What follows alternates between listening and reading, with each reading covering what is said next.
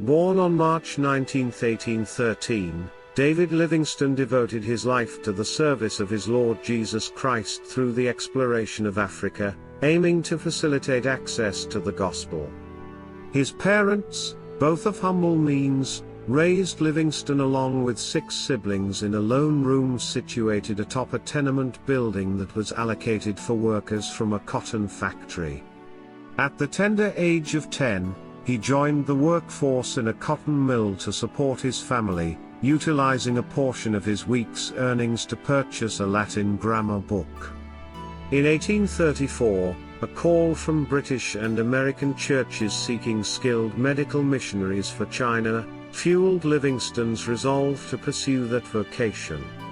Balancing part-time employment in the mill, he dedicated 2 years to studying Greek, theology, and medicine in Glasgow to equip himself.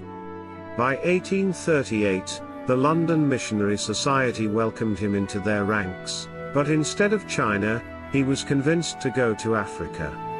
As the first European to traverse the width of Africa, he beheld Victoria Falls, a natural wonder he named after his queen.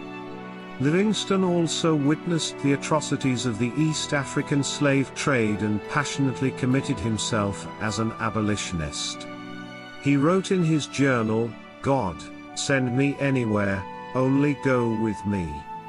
Lay any burden on me, only sustain me. And sever any tie in my heart except the tie that binds my heart to yours." In one of his journeys, there was no word from him.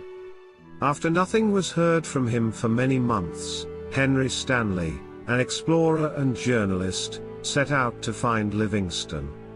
This resulted in their meeting near Lake Tanganyika, in October 1871, during which Stanley uttered the famous phrase, "Dr. Livingstone, I presume."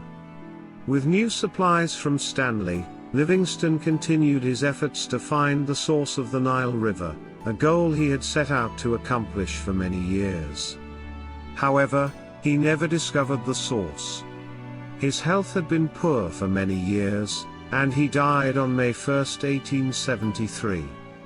On that day, at Chitambo, in what is now northern Zambia, Livingstone's African attendants found him dead, kneeling by his bedside in prayer.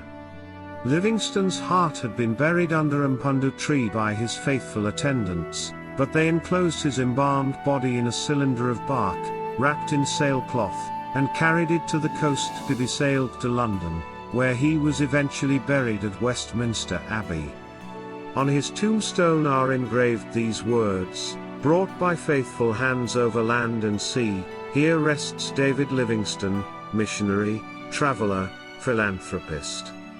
In a poignant entry in his journal a year before his death in 1873, on his 59th birthday, Livingstone wrote, "My birthday.